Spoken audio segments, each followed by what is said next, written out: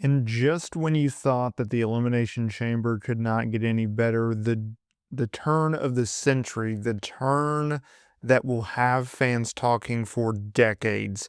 John Cena is finally a heel.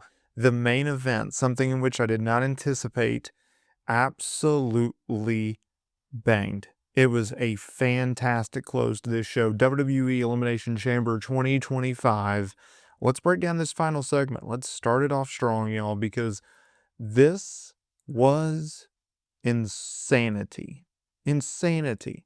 So The Rock comes out. He has Travis Scott with him. John Cena, who just won the Elimination Chamber, is still in the ring. Cody Rhodes comes out there. Cody, Cena, obviously they're going to work Mania.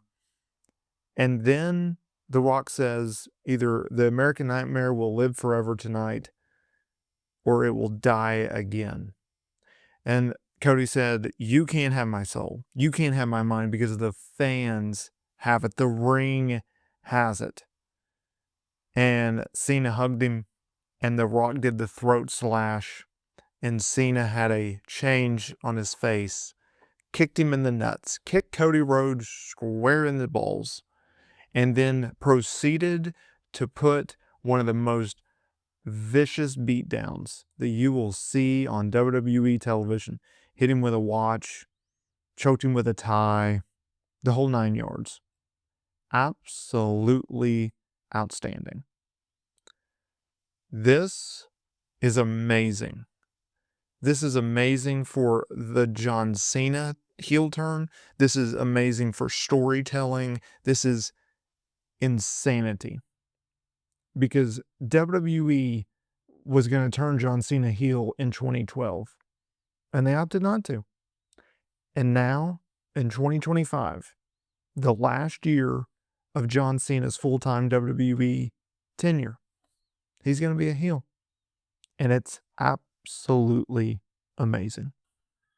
WWE Elimination Chamber Men's Edition. So they opted not to put this as the main event. They put it as the co-main event. They saved Cody Rhodes and The Rock as the main event.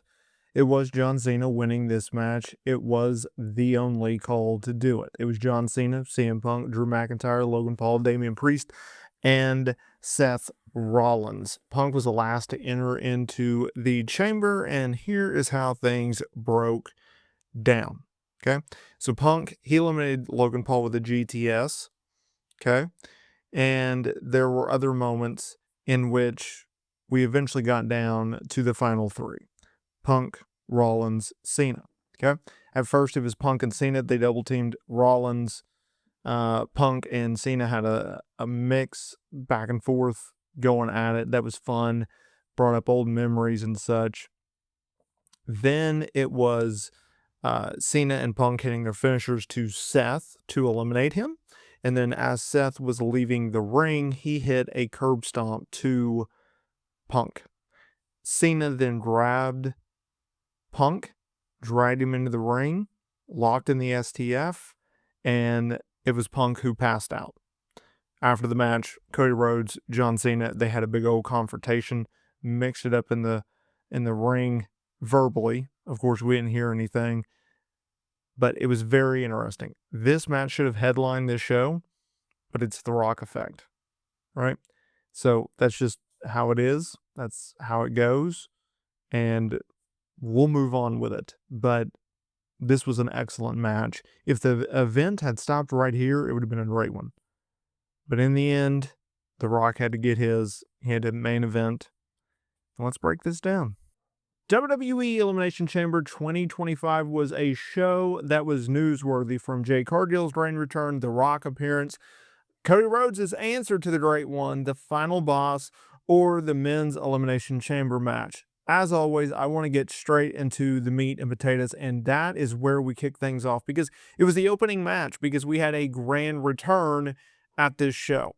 Yes, people tuned in for The Rock. Yes, people tuned in to see if John Cena could cash in and go to WrestleMania. But in this moment, to me, the big news of the night was Jade Cargill, because she returned to WWE television. We have not seen Jade Cargill on WWE television since mid-November. She did a mystery attacker angle, and she came out there and she attacked Naomi. So let's paint the scene. right?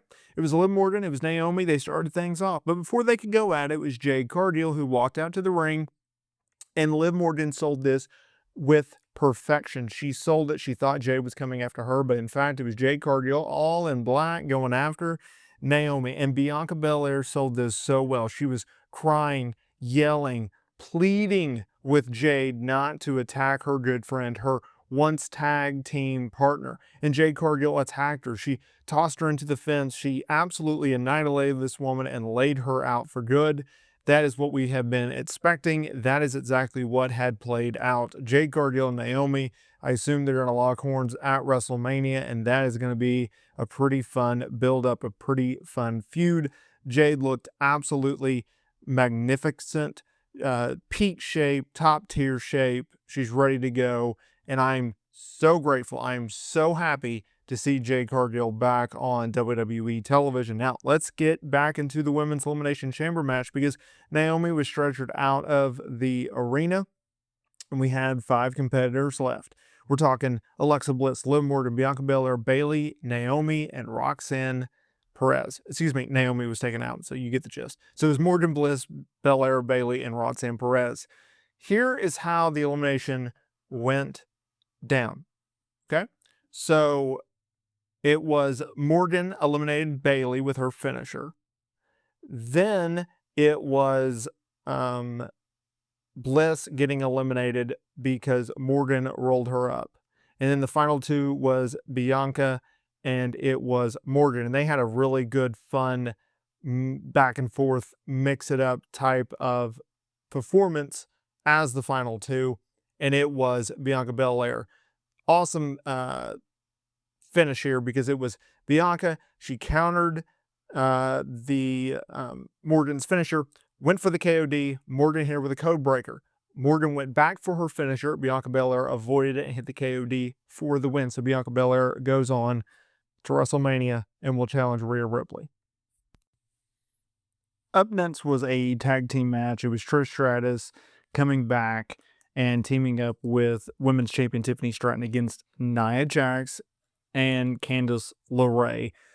Look, this was a Trish Stratus show. It furthered Tiffany Stratton as a babyface, which is a good thing considering she's going to be defending the Women's Championship against Charlotte Flair at WrestleMania, but it also gave her a little bit of a rub from a WWE legend, a Hall of Famer, a former star, a really beloved type figure.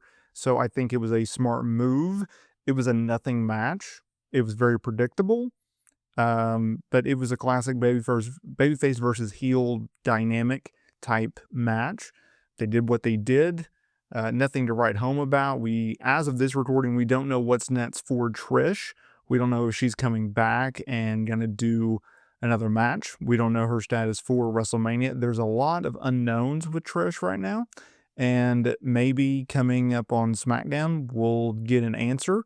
I can absolutely see them doing some type of, Trish Stratus be the special guest referee for the Charlotte Flair-Tiffany Stratton match. But until then, we just don't know, and we'll have to wait and find out.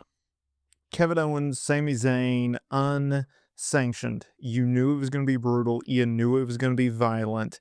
They put the lights down. They had a spotlight on. And that is exactly what happened because they put the spotlight on themselves, went out there, and absolutely crushed it. This felt like a old school Kevin Steen El Generico match, and I think that's what they were going for, and I think that is exactly what they delivered in. It was a violent, brutal match. Chairs, they brawled down to the arena, the crowd, if you will. Sami Zayn put Kevin Owens through a table at one point. There was a barbed wire chair. It was just brutal. Absolutely brutal. But in the end, it was Kevin Owens that went over. He had a few power bombs on the outside, getting the dub. And what's interesting is Kevin Owens was going to attack Sami Zayn even more after the match, but it was Randy Orton. Yes, Randy Orton returning, making the save. He walked out very nonchalant, but an epic reaction from the fan base, which I thought was pretty cool. And he came out there and he laid out Kevin Owens with an RKO that seemingly will set up the WrestleMania 41 match between them. Orton's been off of television since November because of an attack by Kevin Owens, laid him out with a package pile driver. So it was awesome to see Randy Orton back. It adds more star power to a much needed SmackDown, which is obviously just absolutely drowning right now and not doing very well booking wise. But yes, Randy Orton is back. He is back to feud with Kevin Owens, setting up a WrestleMania 41 showdown that I am ready to see. That is what happened at the Elimination Chamber.